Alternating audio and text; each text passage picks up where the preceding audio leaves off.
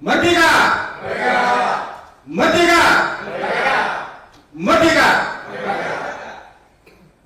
Oke, merdeka itu disuarakan dengan lantang oleh Ibu Megawati Soekarno Putri sebagai satu ikhtiar untuk merawat pesan Bung Karno.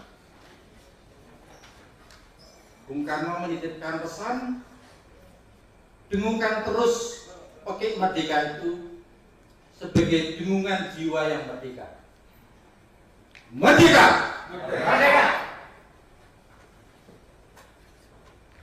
Kita menjadi bagian dari jiwa yang merdeka.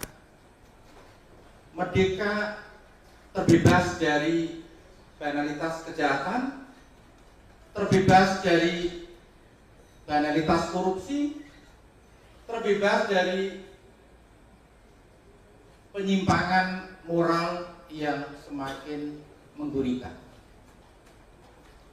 Saya ingin mengajak kita semua pada mereka yang tergolong pada jiwa yang merdeka, dengan pertama memberikan satu public acknowledgement, pengakuan publik bahwa Republik ini telah terjerumus pada apa yang ingin saya sebut sebagai etik skandal, skandal etika.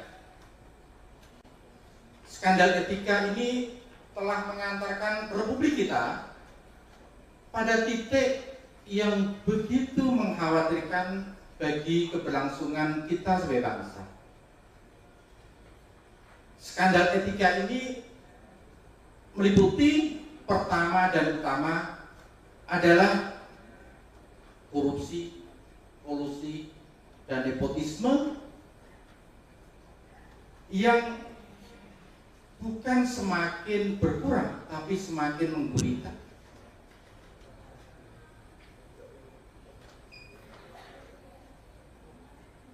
Dan ini menandakan satu fase di mana perjalanan bangsa ini itu justru berada pada titik yang paling mengkhawatirkan.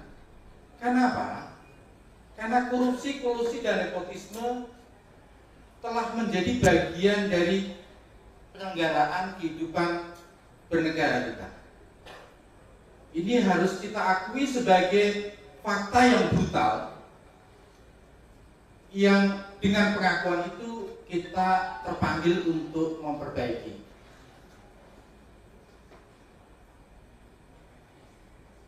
Kejahatan korupsi, kolusi, dan nepotisme, korban utamanya adalah kaum marhain, kaum lemah, petani, buruh, kaum mustadafin, rakyat menengah dan miskin. Pelakunya, the enemy is well dressed. Pelaku dari kejahatan, nepotisme, kolusi, dan korupsi ini adalah mereka yang berdasi. Itu musuh kita. Musuh kita adalah mereka yang merusak Republik ini dengan praktek korupsi, kolusi, dan nepotisme. Ini adalah skandal etika yang akhirnya kita tolerir karena telah menjadi satu habit, satu kebiasaan, satu apa yang oleh Legend Agus sebut sebagai new normal, kenormalan baru, new normality. Karena ini menjadi kenormalan baru, maka orang akhirnya menganggap ini sebagai hal yang biasa. Padahal ini adalah kejahatan yang luar biasa. Itu pertama. Kesadaran bahwa korupsi, kolusi, dan nepotisme itu adalah kejahatan luar biasa yang merusak Republik kita, yang membuat Republik ini berada pada kegelapan, dan mereka hidup dalam bahasa agama zulman. Mereka yang kehilangan nurani hidup dalam zulman. Zulman itu adalah kegelapan. Orang yang kehilangan nurani, orang yang biasa melakukan kejahatan tapi tanpa merasa dirinya sebagai penjahat, karena mereka telah hidup dalam kegelapan sendiri.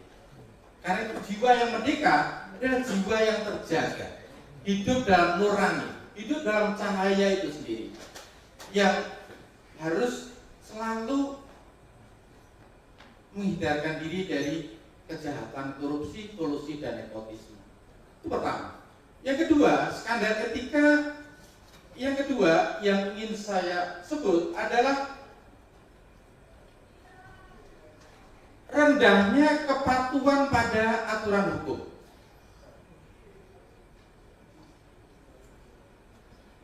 Rendahnya kepatuhan pada aturan hukum, the rule of law, ini yang paling mengkhawatirkan.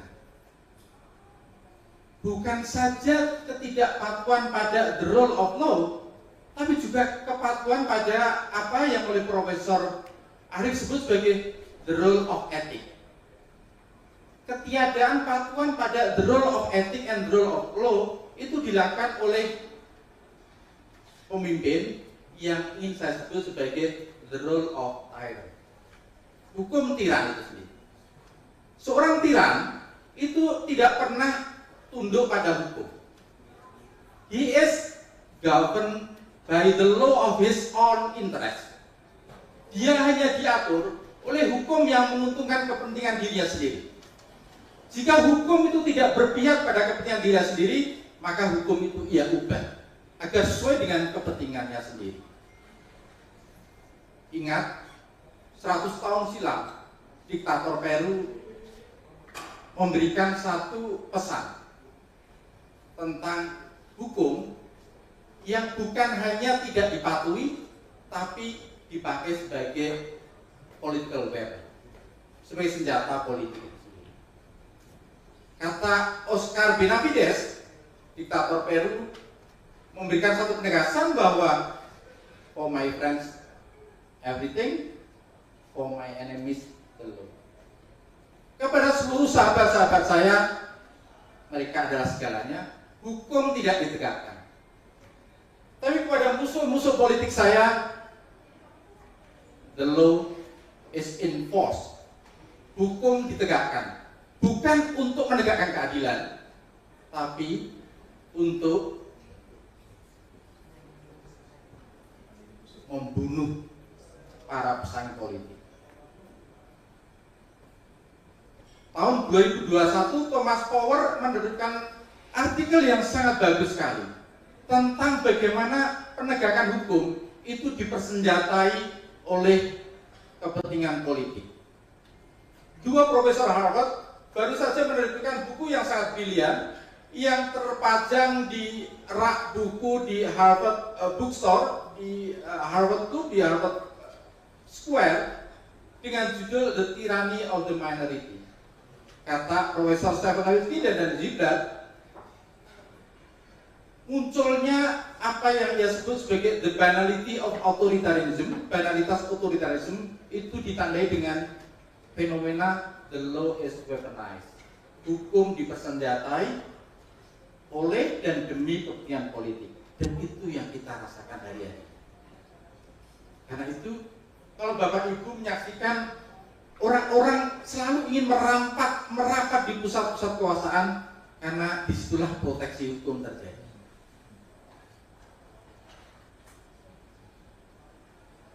Padahal, menurut penelitian terbaru dari Bank Dunia, apa yang menjadi kemakmuran satu bangsa? Bukan sumber kekayaan alam. Jikalau sumber kekayaan alam menjadi faktor the wealth of nation, maka kita akan jauh lebih maju dibanding Singapura. Singapura tidak punya kekayaan alam. So, what is the key factor behind the wealth of nation? Kata Bank Dunia adalah kepatuhan pada hukum itu sendiri. Kepatuhan pada hukum itu menempati 44% yang menjadi faktor kemajuan satu bangsa, kemakmuran satu bangsa. Sementara sumber kekayaan alam itu hanya menempati 23%. Karena itu bangsa kita tidak pernah maju, karena hukum bukan hanya tidak dipatuhi, tetapi kata Ibu Megawati, hukum justru dimanipulasi, dan kata Profesor Thomas Power dan Profesor Stephen Alistida dan juga hukum justru dipakai sebagai senjata politik. Ini dua skandal etika yang harus kita sadari dan menjadi fenomena yang memporak-porandakan Republik ini. Korupsi, kolusi, dan nepotisme pertama, dan yang kedua adalah the law is weaponized. Hukum yang disenjatai demi dan untuk kepentingan politik. Saya tidak ingin kita larut dalam kesedihan, dalam kondisi bangsa yang kerusakannya bukan hanya hampir sempurna, kata Buya Syafi'i, sekitar dekade silam. Tetapi hari ini sekiranya beliau hidup, pasti akan merevisi tesisnya bahwa bangsa ini bukan hanya rusak hampir sempurna, tapi kerusakannya sudah sempurna. Saya ingin menutup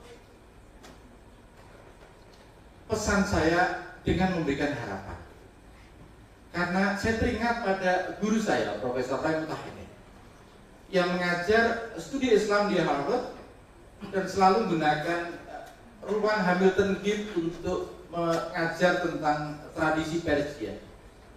Dari tradisi Persia saya belajar tentang ajaran Jalaluddin Rumi.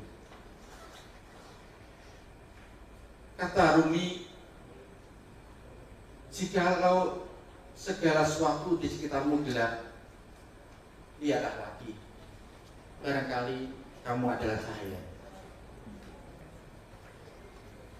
Tonight, saya mengajak kita semua untuk menjadi cahaya di tengah Indonesia gelap.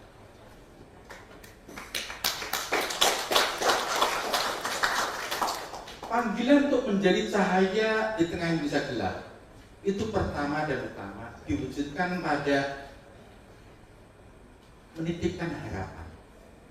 Hope. Harapan itu penting sekali. Harapan pada tanah air, bukan pada harapan kepada mereka yang rusak Indonesia. Harapan pada tanah air ini terinspirasi pada Nelson Mandela. Nelson Mandela adalah pejuang kemanusiaan di Afrika Selatan. 27 tahun hidupnya dalam penjara, dan sebagian besar hidupnya ditindas oleh rezim apartheid di Afrika Selatan. Semua hal dalam hidup dia telah hilang, tapi ada satu hal yang ia selalu rawat. Hope is weapon, and hope is powerful weapon. Itu kata Nelson Mandela. Harapan itu adalah senjata yang paling ampuh ketika hal-hal lain telah hilang.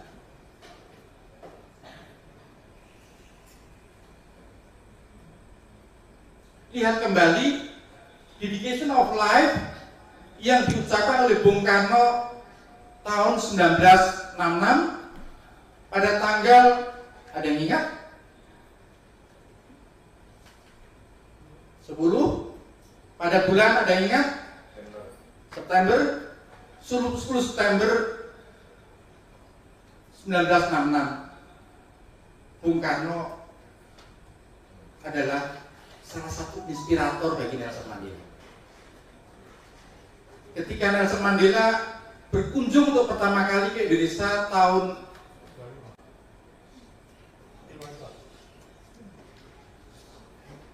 Nelson Mandela datang ke Bandung, ke gedung konferensi Asia Afrika.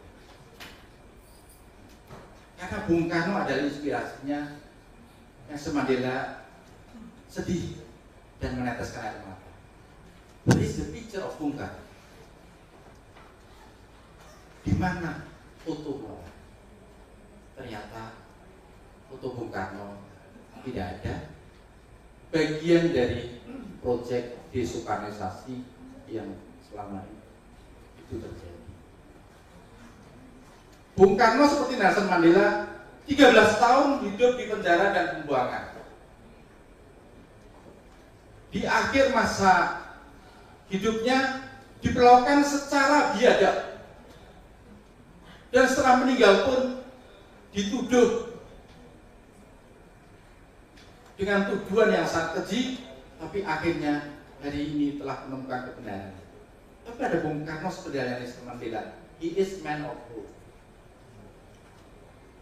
Ia adalah man of hope, manusia yang bukan hanya mengantarkan republik ini pada kemerdekaan, tapi juga menitipkan harapan, menitipkan cinta, menitipkan dedikasi hidup, bahwa pengabdian yang sejati, pengabdian yang otentik adalah pengabdian untuk bangsa, untuk negara, bukan pengabdian untuk